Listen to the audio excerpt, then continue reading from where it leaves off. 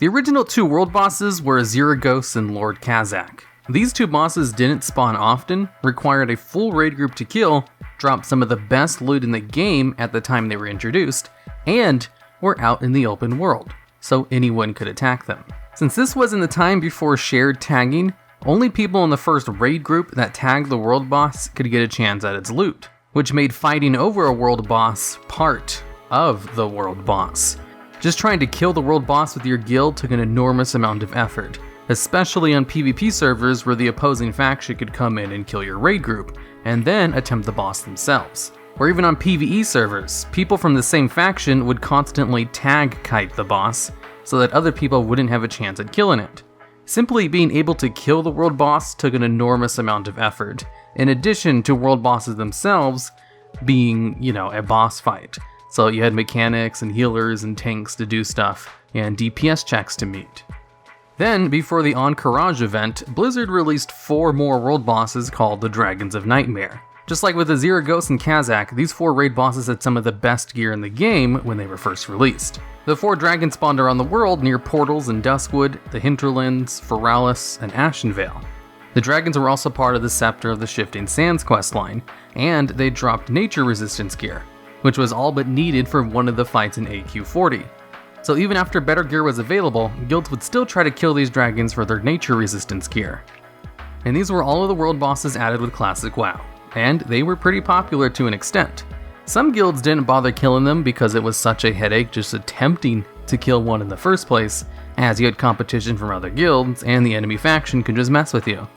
And because of this, world bosses kind of saw a little bit of a change in future expansions. Come patch 2.0, with the Burning Crusade pre-launch event, High Lord Kruul was added as a world boss in place of Lord Kazzak, as kind of a precursor to the Burning Crusade expansion.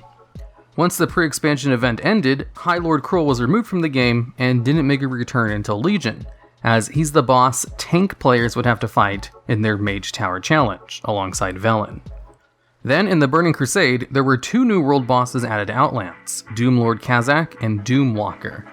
These 2 world bosses were just like the ones from Vanilla WoW. They dropped gear on par with the current raid tier when they were added, and guilds had to fight over the chance to fight them. Except since these 2 world bosses were added at the start of the expansion, their gear was only on par with Karazhan, which was the first raid of the expansion. And the gear in Karazhan was barely better than heroic dungeon gear, as when the first bosses were added to Vanilla, they were added kind of towards the middle of the expansion and not at the very beginning, so their gear was actually worth trying to get. Unlike these 2. So as more raids came out, Blizzard did not update the gear on these world bosses, and they also did not add any more world bosses to the expansion. So later on in the expansion, the only people bothering to kill the world bosses were guilds trying to gear up new players, as most established guilds didn't want to deal with the headache required in order to kill the world boss if it wasn't given any good loot. Also in the Burning Crusade, they added Omen, a world boss during the Lunar Festival event. It was basically just part of the quest for the holiday. I'm not really sure it counts as a world boss in the traditional sense, but I will mention it here just in case. And since players weren't exactly clamoring for more world bosses because of the headaches required with trying to kill them, Blizzard just straight up didn't add any world bosses with Wrath of the Lich King. Although instead of world bosses, they did introduce the VOA raids, which is a raid only accessible if your faction won Winter Grasps. So that kind of took the place of fighting over a world boss. Then in Cataclysm, Blizzard didn't add any world bosses, but they did add a series of mini-bosses, which were rare spawns that were tuned to 5-player heroic difficulty, and dropped gear accordingly. Eventually, their gear was buffed to epic quality in patch 4.1, but since these mini-bosses were rare spawns, hardly anyone bothered doing them since the rewards weren't really worth it for how difficult they were to defeat. Well, except for Poseidon's, because that mini-boss dropped a mount.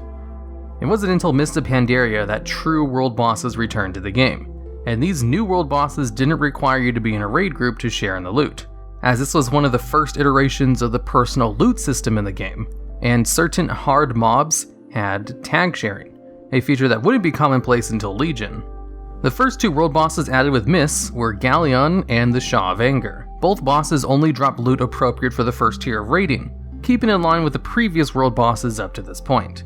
But in addition to that, they also both dropped a mount. And since both dropped a mount, people still farm these world bosses to this day, which also meant people continuously killed these world bosses even after their gear was no longer relevant. Basically, just adding a random chance to drop a mount made it so players would keep trying to kill the world boss the entire expansion, without having to increase the item level of the loot. Because there's nothing players love more than getting mounts. Although in the Shaw of Anger's case, the reins of the Heavenly Onyx Cloud Serpent had such a low chance to drop that people weren't convinced that it was even obtainable because barely anyone had one. So Blizzard buffed the drop chance a tiny bit, just to let people know you could actually get this mount. And funny enough, the Shaw of Anger was treated as a rare elite until patch 5.2 when it finally received its boss tag. In patch 5.2, 2 more world bosses were added to the game. Oondasta was a world boss added to the Isle of Giants, and available to anyone who wanted to kill it on a reasonable spawn timer. But with a twist, they actually made Oondasta kind of hard to kill. For one, Oondasta actually had a tank swap ability, and was immune to taunts. So tanks had to fight each other for threats in order to let their stacks fall off. It had a frontal cone that would kill everyone except tanks, so you had to stay behind it at all times. You had a chain lightning beam ability, which meant you couldn't stack, and had to stay spread out, otherwise he would do a crap ton of damage to the entire raid if you were too stacked up. He did an AoE roar, which would interrupt spellcasters, which made it difficult for healers to heal, and it would gain 10% extra damage over time. So if the fight lasted too long, his AoE roars would just start one-shotting the raid. And because of the difficulty of Oondasta, it was pretty common for there to be a ton of skeletons in the area where you find Oondasta, and some of the strategies for killing him involved just kiting him nearer the graveyard so people could resurrect and get back to the fight quicker. Oondasta was such a hard world boss that Blizzard just straight up cut its health in half in order to get players an easier time with it. And they also moved the graveyard closer to the boss, so people wouldn't kite it towards the beach. And since Oondasta also dropped a mount, people still killed the boss until the end of the expansion, even after the gear stopped being relevant. As you may have noticed by this point, their gear has only ever been good for the tier in which they were introduced. The other world boss added with 5.2 was Nalak. Now, it was located on the Isle of Thunder, basically right next to the entrance of Throne of Thunder. Unlike Oondasta, Nalak was not a difficult world boss. He was pretty standard like all the others. Only required one tank and had reasonable mechanics like just spreading out and healing through AoEs. And just like Oondasta, he dropped a mount as well, and gear appropriate for the normal Throne of Thunder. Mists Pandaria really liked trying to put mounts on world bosses, and you can't really blame them. This made it so people farm these all the way until the end of the expansion. In fact, many people still farm all of these guys once a week even today. Come patch 5.4, Blizzard added 5 new world bosses to Mists Pandaria. With the addition of the Timeless Isle, Blizzard added 5 world bosses to the island. 4 of them were the August Celestials, and you can only fight one of them at a time. But despite the fact that there's 4 of them, you can only receive loot from one of them per week. And if you receive loot from one of them, you would not receive loot from the other 3. So you only had to kill one of them per week in order to get their loot. And these world bosses did not drop a mount. The 5th world boss on the Timeless Isle was Ordos, who was located on a mountain on the Timeless Isle, which you can only get to if you had the legendary cloak equipped. In which case, you'd get a gust of wind which would take you over a broken bridge to his little mountain. And with this requirement, Ordos was the only world boss which required an item in order to access it, giving it a little bit of a soft attunement requirement, as pretty much anyone who played Mists Pandaria would naturally get the legendary cloak, unless they were just really lazy. Although that was only true during Mists Pandaria, today it's no longer possible to get the legendary cloak, but the legendary cloak is still required in order to fight this boss, to the chagrin of many people who didn't play during the expansion. With the launch of Warlords of Draenor, there was a promised fungal whale world boss with a lot of the early promotional materials, but it was never added nor seen in game, despite the fact that there is a gigantic underwater zone of the fungal sea, very much in the game. It was just never used for anything, besides like 1 or 2 odd quests. Also, during Warlords Beta, there was a world boss Hydra in the Spires of Iraq. But once the game went live, the boss was turned into a rare elite that didn't drop any kind of special loot, just a few crafted materials and Apexis crystals. And with the launch of WoD, there was no world bosses in the game, until a little bit later after launch when they added Drov the Ruiner and Tarlna the Ageless, 2 world bosses that spawned in Gorgon and would alternate weeks in which they would spawn, so you can never fight both of them in the same week. Then, 2 months later on, another world boss was added with Rukhmar. This world boss would just fly around the spires of Ji'arak, and unlike the other 2, this one actually dropped a mount, which meant it was killed much more than the other 2, and is still killed by players to this day. All of these world bosses gave gear roughly equivalent to the first tier of raiding, but I guess luckily for WoD, there was only 2 tiers of raiding, so when the next tier came out, they added another world boss in the Tannan jungle, who was a homage to one of the very first world bosses ever. And that of course was Supreme Lord Kazzak. This is Kazzak's 3rd time being a world boss, as he was also a world boss in both vanilla and TBC. Now, none of the world bosses in Warlords of Draenor were particularly difficult. Blizzard was afraid of adding difficult world bosses after what happened with Oondasta. So once their gear stopped being relevant, only Rukhmar was killed regularly.